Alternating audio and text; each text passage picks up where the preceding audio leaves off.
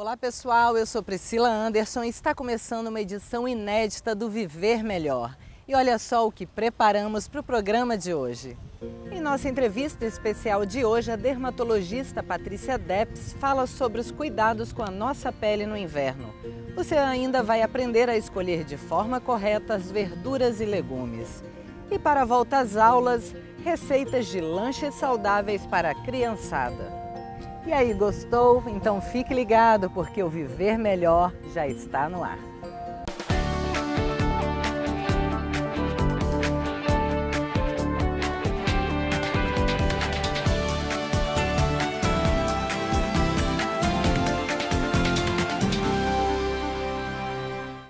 E é hora da nossa entrevista especial com a dermatologista Patrícia Depes.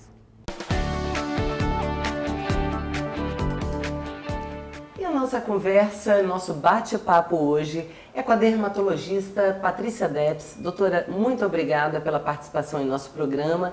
E o assunto é cuidados com a pele no inverno. A pele sofre, tem necessidade de cuidados diferenciados? Priscila, eu que agradeço. E esse tema é um tema muito oportuno, até por conta da estação do ano que nos encontramos, né? Sim, a pele durante o inverno, ela sofre um pouco. Sofre pelas baixas temperaturas, pela baixa umidade do ar e aí tende ao ressecamento. Também associado a isso, ao problema climático, as pessoas tendem a tomar banhos mais demorados, Priscila. E quentes, né? E quentes. E aí com aquela vontade de ficar mais tempo no banho, porque tá gostoso, tá quentinho, as pessoas fazem o quê? Utilizam mais e mais sabonetes, utilizam buchas e aí saem do banho com a pele bem ressecada, porque retiram o que a gente chama de manto hidrolipídico, que é uma camada protetora que a pele naturalmente tem, né, para nos proteger e evitar o ressecamento. E como remediar essa situação? Porque um banho quente é gostoso, né, doutora? É gostoso. Ah, mas é tão difícil, Priscila, aqui durante a consulta, a gente convencer o paciente que o banho tem que ser mais curto e nem usar tanto sabonete no banho, né? Mas aí a gente dá uma orientação simples, saiu do banho, o banho tá gostoso, mas tente utilizar sabonete só em um banho. Né? Se toma mais de um banho por dia, sabonete em apenas um banho. E existe um sabonete específico ou não? Sim, hoje, né, a gente encontra com muita facilidade nas farmácias, em alguns supermercados. Então pode ser qualquer sabonete de supermercado que fale um pouquinho mais de hidratação, por exemplo? Sim, você acha com facilidade, né? Então aquele sabonete líquido hidratante, este é ótimo para o uso corporal. E se você tem a pele da face mais oleosa ou acneica, aí talvez seja mais indicado você utilizar esse sabonete que tem ácido salicílico, com um pouco de enxofre, sabonete mais direcionado para a pele acneica e oleosa. Sair do banho, doutora, e aí? O que eu faço? Saiu do banho. Ainda no banheiro, né, de preferência com aquele vapor, né, do banho, você aí tem que aplicar uma loção hidratante. Aí a gente pode estar ajudando, né, os pacientes a encontrar uma loção hidratante ideal, mas também você pode ir direto numa farmácia ou num supermercado encontrar uma loção hidratante corporal hipoalergênica, de preferência sem perfume, que não tenha álcool na fórmula. Então você utiliza aquilo ainda no banheiro, logo após o banho. Aquele vapor ajuda isso? Ajuda a penetração do creme hidratante, massageando a pele, também o produto penetra melhor. Daí, aí sim você termina de se enxugar, coloca a roupa, enfim. Mas essa hidratação logo após o banho, ela é fundamental para manter a pele hidratada. Então, né? faz mais efeito mesmo, que a gente ouve falar, né? Passar o hidratante ou até mesmo qualquer creme após o banho. Após o banho. Absorve com a pele melhor. Ligeiramente umedecida. Ela realmente funciona mais e a pele absorve mais o produto. A outra medida que a gente orienta durante o inverno é aumentar ou pelo menos manter uma ingesta adequada de água. Porque no inverno a gente sente menos sede, né, Priscila? É isso. Natural que você fique esperando a sede chegar para beber água. E às vezes a sede demora a chegar no inverno, porque a gente não sua tanto, não se exercita tanto como no verão. E aí é que cai no erro de se hidratar menos. Mas a gente tem que ter uma disciplina, manter em torno aí de no mínimo 2 litros de água por dia, né? Como meta de hidratação oral. Se você não gosta de água, não sentir sede, enfim, pode utilizar aí a metade desse volume de água que você tem que ingerir por dia com chás, sucos, mas o total, o ideal seria em torno de 2 litros de água por dia. Alimentos também que contêm água, vitaminas, sais minerais, frutas, verduras. E durante o inverno a gente pede uma atenção a um alimento muito especial nessa época do ano, que é a soja. A gente não tem muito a cultura, né, de se alimentar com soja e seus derivados, mas a soja ela é rica em isoflavonas, que são substâncias que ajudam na hidratação da pele, mantém a elasticidade natural da pele e favorece muito a manutenção de uma pele saudável. Existe algum alimento que contenha a isoflavona? A soja, né? A soja, mas algum alimento que seja mais, né? Aí o ideal, se você for em casas que vendam naturais, produtos orgânicos, né? Você tem o pó de soja, o extrato de soja e até a soja in natura, que você tem aí várias receitas, né, que a gente sabe que são gostosas, mas precisa de um cuidado maior porque a gente não tem a cultura do consumo da soja, né? Outros alimentos também que durante o inverno te ajudam a manter a pele bonita, hidratada, com aspecto saudável, Priscila, seriam as castanhas, as nozes, aí tem as amêndoas, né? Que são ricas em vitamina E, antioxidantes, que ajudam a neutralizar os agentes oxidativos, né, que são produzidos no nosso organismo. Então, também são interessantes de estar utilizando nessa época do ano. Nossa, são dicas preciosas. E no próximo bloco nós vamos saber quais procedimentos estéticos podem ser feitos no inverno. É só um instante.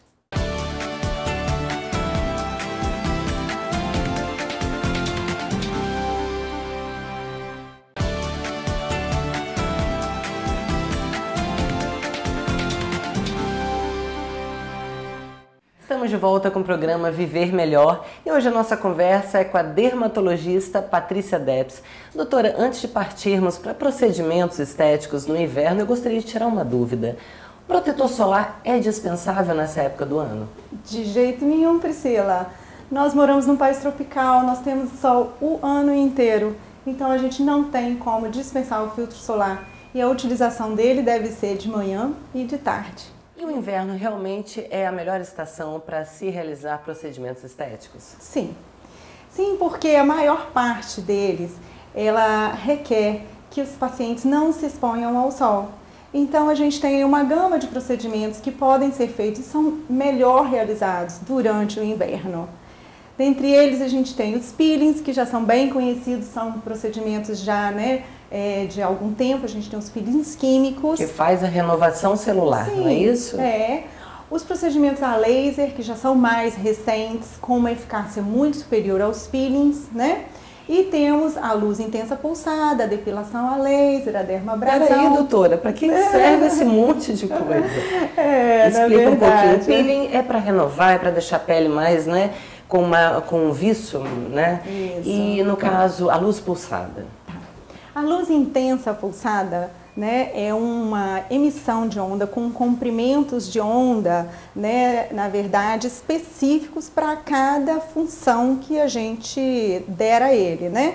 Mas a luz intensa pulsada, ela é mais utilizada para o tratamento das manchas, o rejuvenescimento da pele, é utilizado na face, é utilizado no colo, as manchas do dorso das mãos, que são muito frequentes nesse país que é muito ensolarado, e elas vão se acumulando aí ano após ano, após as exposições solares repetidas, né, da população. E esses procedimentos, quando eu fizer, eu não posso pegar sol, é isso?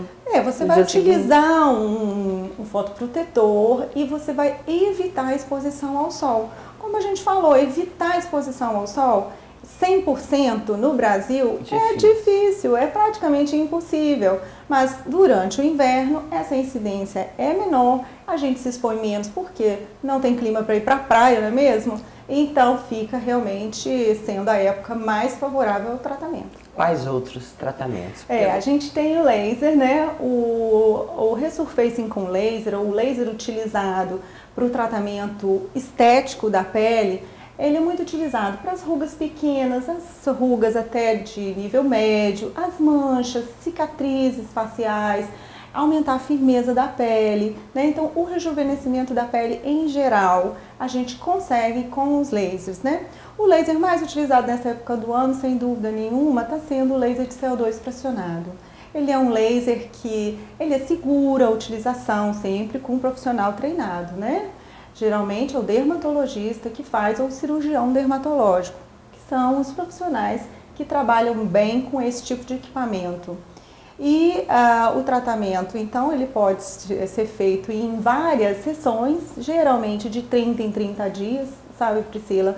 O número de sessões vai depender do problema a ser tratado, vai depender da máquina a ser utilizada pelo profissional e da experiência do profissional. Geralmente aí 3, 4, 5 sessões. Se ela acontece num período de 30 em 30 dias, nós vamos precisar ir de março a setembro para estar fazendo esse tratamento por inteiro. Então, a gente precisa do inverno para estar fazendo esse tipo de procedimento aí nos nossos pacientes. Agora, doutora, um procedimento que tem muito sido falado é a questão da depilação, né, a laser.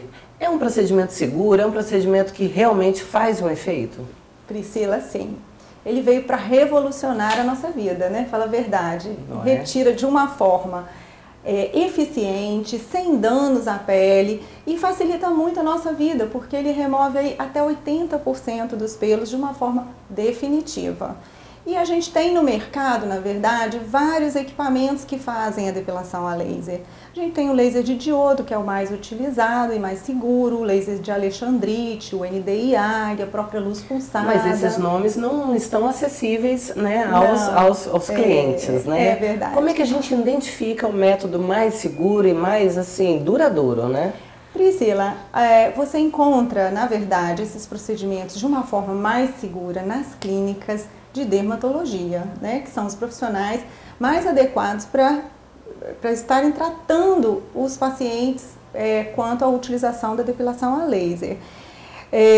E como são números variados de sessões ao longo do ano, também você faz a cada 4, 5 semanas, a gente precisa da renovação do pelo para fazer outra sessão, você fica aí num período de 1 ano tratando, ou um pouco menos, ou um pouco mais, isso dependendo da área a ser tratada, do equipamento que vai ser utilizado. Mas, de qualquer forma, é bastante seguro se você procura um profissional qualificado, né, para estar executando esse procedimento. Ok, um procedimento então que vale o investimento. Vale o investimento, sem dúvida nenhuma, facilita muito a nossa vida e a pele fica muito boa. A pele que está sempre irritada porque você estava raspando, porque você estava depilando com cera, o cabelo encrava, vem as foliculites, cistos, e isso tudo acaba depois das sessões. Então, facilita a nossa vida, não é mesmo? Doutora, para finalizar, quem está em casa e não tem o hábito de visitar o dermatologista, é necessário fazer uma consulta periódica? Sim, Priscila, é interessante sim, porque indo ao dermatologista, você vai poder aferir, ver se as lesões pigmentadas que você adquiriu ao longo da vida. A gente mora num país tropical, uma costa enorme, ensolarada, invariavelmente todos se expõem ao sol, não é verdade? E o desenvolvimento dessas lesões pigmentadas também, ela é muito variável, porque nós temos indivíduos aqui de etnias variadas também. Então, esse processo educativo que o dermatologista tem a função de fazer, explicando ao paciente como se proteger do sol, como evitar a queimadura solar e os sinais que ele tem que prestar atenção, se precisar retornar ao dermatologista também, no caso de um alerta de uma lesão que talvez possa se transformar em câncer. Então, essa função educativa, o dermatologista é o profissional mais adequado a fazê-lo.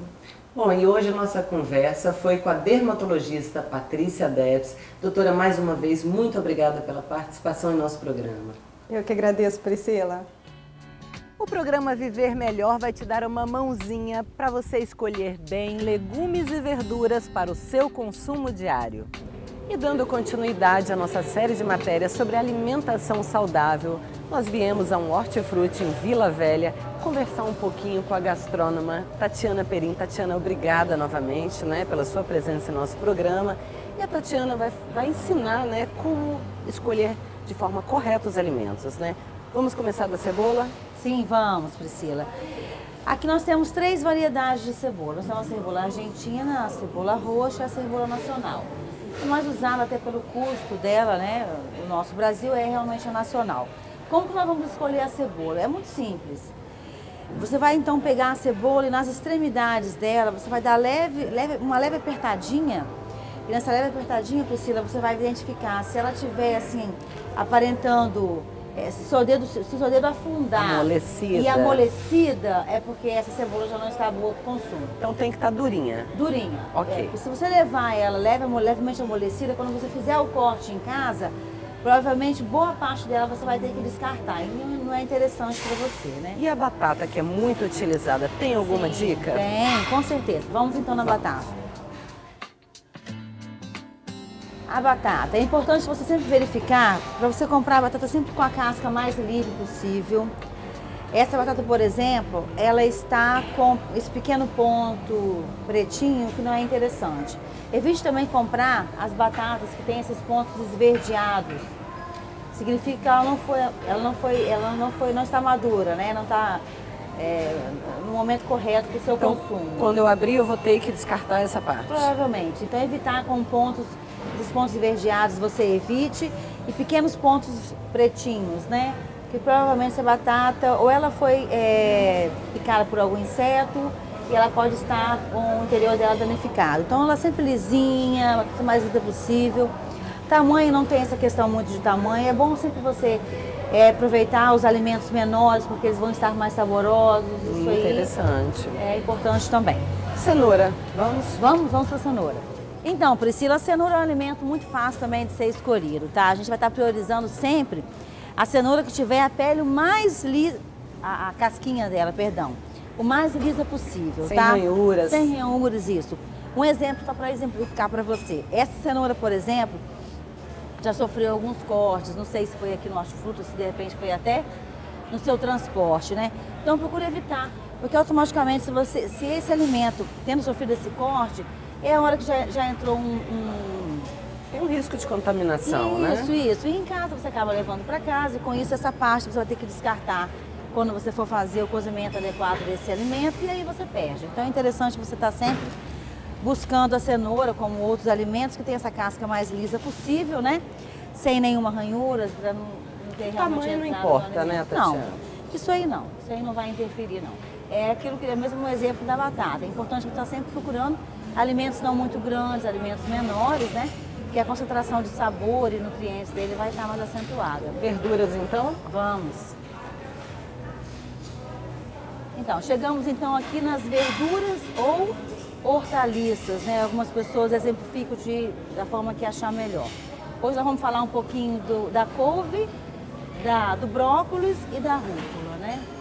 Aqui nós temos o brócolis... Tem o híbrido, né? E o comum. E o comum. O brócolis, é muito tranquilo você escolher o brócolis. Você está sempre procurando as folhas o mais verde possível, esverdeado do brócolis é o que vai vai trazer o sabor e vai trazer os nutrientes adequados para ele, né? Então, assim, folhas muito murchas, evite. E principalmente aqui nós temos um brócolis próprio para o consumo, tá? Sendo que eu posso também identificar se ele tiver alguns pontinhos amarelados, ou seja, quando essa flor do brócolis ela já brotou, que ela fica nesse ponto amarelado, é porque ela já não está ideal para o consumo. Então, sempre quando você for comprar o brócolis, sempre comprar ele o mais verdinho possível, desde as suas folhas até as suas flores, ok? Ok. A couve também, é importante você buscar sempre a couve que tiver a cor o mais esverdeado possível. Verde vivo, né? E a couve ela é complicada, Tatiana, porque ela está sempre com algum buraquinho. Isso interfere? Não, isso não, de forma alguma. Você tem que pensar sempre, né, que ela tem que estar com o mais verde possível e ela não pode ter partes murchas, né? Ela tem que estar aquela folha firme, de chegar a ter até uma certa crocância. Se você pegar, é lógico que eu não vou fazer isso em todo pezinho de couve que eu for achando hortifruti, porque é um pecado, né? Mas se você quebrar um pedacinho dela aqui, você vê que ela dá até um croquezinho de uma crocância, tá? Ok. Da mesma forma também A rúcula. a rúcula, né? A rúcula também você tem que evitar partes amareladas, como esse pezinho aqui, por exemplo. Que a gente tá vendo, separou para Priscila? mostrar, né? Então, evitar a rúcula que tem essas partes amareladas, dessa forma o alimento já não vai estar mais saudável, não vai estar para o consumo, o sabor dele já não vai ser mais o interessante que você vai estar buscando, né? Folhas murchas, amareladas, sempre ela mais verdinha, né? E aí você vai conseguir, com certeza, fazer aquela salada maravilhosa. Para finalizar, a gente vai, né, para um dos alimentos mais consumidos no hortifruti, que é o tomate. Que é o né? tomate, isso. O tomate nós vamos escolher da seguinte forma, amigos de casa. Vamos evitar tomates que tenham ranhuras, que tenham pequenos furinhos, porque com certeza, né? E manchas, né? Como esse, por exemplo, ó. Esse tomate, no interior dele, ele não deve estar tão danificado, porque eu não consegui identificar nenhum furinho. Mas, ao mesmo tempo, eu posso estar evitando de comprá-lo, porque ele está com essa série de manchinhas, né? Como escolher, então, o tomate da maneira correta? Sempre vamos procurar pegar um tomate que tenha a cor mais viva possível, ele é firme na mão, o meu toque, tá? E principalmente o cheiro. Quanto mais forte o cheiro do tomate, você vai para alguns supermercados, você encontra às vezes algumas pessoas cheirando. Vou passar a observar, interessante. Porque quanto mais vivo você sentiu o cheiro dessa fruta, mais então o sabor dele vai estar mais forte, né? E com isso sua salada vai ficar muito mais saborosa. Ótimas dicas, Tatiana. Muito obrigada pela sua participação. Sim, obrigada. É um prazer estar sempre junto com vocês aqui. E no próximo bloco, nós vamos falar um pouco sobre esses alimentos com a nutricionista Marcela Vilela. É só um instante.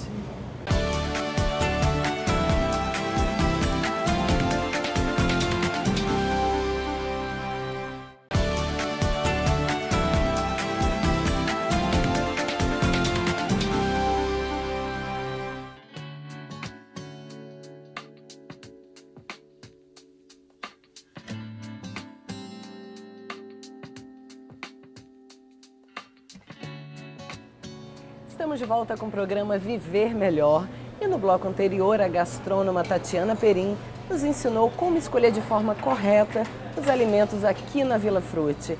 E agora a nutricionista Marcela. Obrigada, Marcela, pela sua participação. Obrigada a você. Ela vai nos falar um pouco sobre o valor energético dos alimentos, de alguns alimentos, né? O tomate, por exemplo. Então, hoje a gente vai falar um pouquinho sobre o tomate, que é rico em licopeno, que é uma substância que tem nele que ajuda a prevenir o câncer, especialmente para os homens, o câncer de próstata, tá? A cenoura. E também vamos falar sobre a cenoura, que é um alimento especialmente rico em carotenoides, que também é o pigmento que dá a cor laranja para ela, e também muito rico em fibras. Esse carotenoide, ele é especialmente indicado para nós mulheres, porque ele ajuda na questão da pele, a saúde da pele, dos cabelos e da visão também. E agora nós temos uma surpresa, que são receitas que a Marcela vai dar de volta às aulas, né? Nós que somos mães, é tão complicado cada dia arranjar uma receita diferente de um lanche saudável. Não é isso? Você vai ensinar 2 lanches, né? Exato. Hoje a gente vai falar sobre 2 receitas super fáceis e práticas que dá para as mães fazerem no dia anterior para as crianças poderem levar para a escola e muito saudáveis. Ok, é toda sua. Então vamos começar falando sobre a ricota, que é um queijo bem magro, queijo branco. E o legal é que você consegue utilizar ela para base de vários outros pratos. Então a gente vai fazer uma pastinha, um patê temperado com a ricota, com ervas. Eu vou começar pelo básico, que é o que as crianças normalmente têm uma melhor aceitação, que é o orégano. E como sugestão do tempero fresco, eu também tenho o tomilho, que é uma erva muito especial, super aromática, facilmente encontrado. Quando você não encontrar o fresco, você também pode estar consumindo ele seco, igual o orégano, tá? Então aqui a gente tem um pouco da ricota. E eu posso fazer, por exemplo, 3 sanduíches e deixar na geladeira para 3 dias? Com certeza. Posso. A durabilidade dessa pasta aqui é em torno de 4 dias na geladeira. Um pouco de azeite, que é um óleo muito especial que ajuda a proteger todas as nossas artérias, o coração. Uma pitada de orégano. E o tomilho, que é essa ervinha aqui, que vem num raminho dessa forma. E ela é super aromática. Olha. Muito bom. Ela é bem similar ao orégano. Não tem um cheiro agressivo, né? Não, ela é bem suave. O Bem paladar suave. das crianças costuma ser bem sensível. Então a gente tem que tomar esse cuidado de não exagerar no sal, não colocar pimenta, porque muitas vezes isso impede a criança, às vezes, de experimentar qualquer que seja o prato. Então, de forma simples, eu só vou amassar um pouco a ricota. Lembrando que no mercado hoje você encontra as ricotas de forma em pedaço, para você fatiá-la, ou dessa forma aqui, como eu estou utilizando, que ela já é uma pasta amassada. Tem um creme também, né? Tem o creme também, exatamente. Posso comprar qualquer uma? Qualquer uma dessas, você, se for aquela de partir, você vai ter um pouquinho mais de dificuldade só para fazer a consistência legal, mas ela vai dar certo da mesma forma. Bom, então aqui a gente tem a pasta de ricota com ervas. Super magrinha. Super fácil, uma proteína muito importante para as crianças, pela questão do crescimento, do cálcio, então isso vai ajudar bastante. Então, E é interessante também já habituar as crianças desde cedo, né? Se o pão integral faz, né, bem, por que não? Desde cedo. sim, com certeza, Já fazer acostumados. com que esses ingredientes sejam parte da rotina da criança. E não uma coisa extraordinária, fora do normal, que só se faz quando se está de dieta. Que não é esse o conceito que a gente deve passar para as crianças. Então, um pouco da pasta. O blanquê de peru, que é um frio bem magro. E a gente pode estar utilizando, revezando com presunto, peito de peru, porque também vale a pena. E aí, como opção, a gente pode acrescentar o tomate, que também normalmente é um legume bem aceito pelas crianças. Aqui hoje eu trouxe para vocês verem o pão sem casca, só que não o tradicional, o integral, também como uma fonte de fibra para as crianças. Tá? Então, fica um sanduíche super fácil de você estar fazendo e colocando na lancheira das crianças. E a outra receita? Bom, e a outra receita que a gente pode estar fazendo é uma versão do salpicão. Só que em vez da gente estar utilizando a maionese, a gente vai estar utilizando um iogurte natural, Ah, interessante. que é uma base também muito, É mais saudável, então. com certeza, mais saudável, porque ele é menos calórico, menos gordura e mais proteína. E também mesmo a questão da ricota, ele vai ter mais cálcio. Então substitui a maionese. Substitui a maionese. Nesse caso aqui, como é para crianças, eu estou utilizando um iogurte natural diet, que a diferença na composição dele é que ele leva um pouco de adoçante, bem pouco, só para não deixar aquele gosto ácido do iogurte natural, que normalmente a criança não gosta. Aqui eu já tenho um franguinho temperado e desfiado. Tá? Eu posso fazer esse frango, desfiar, né?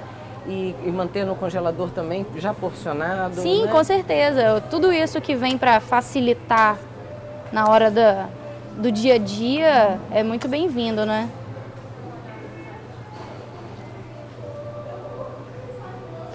E esse franguinho eu posso temperar com o quê, se eu for fazer em casa? Olha, esse daqui ele tá temperado com salsa, cebolinha e cebola de cabeça e um pouquinho de colorau, para dar essa corzinha mais bonita nele e não ficar aquele frango branquinho. Muito pálido. Muito pálido, exato. Realmente fica um salpicão. Eu tô tentando imaginar aqui já. Sim, fica uma coisa bem... Deixa eu usar. Ou então, um pouquinho da cenoura. Essa daqui, ela tá ralada de uma forma um pouco maiorzinha, mas em casa a gente pode estar usando aquele ralo que tem a gota bem fininha, Sim. que aí fica mais prático para a criança na hora de mastigar também, ajuda na questão não esconder o que tem no alimento, mas sim a questão da criança ir se habituando na textura, no sabor, porque não é só a questão do sabor. Muitas vezes a mãe coloca pedaços muito grandes e a criança acaba não conseguindo comer. Tá? Então aqui agora eu estou acrescentando as passas, que é uma fruta seca, muito legal porque ela vai dar um sabor mais adocicado para o prato e também é rico em carboidratos, que vai ajudar mais energia para as crianças. Então, misturei um pouquinho, tá pronta a pastinha de frango, que relembra o salpicão tradicional. Tá? Então, só a gente montar o sanduíche.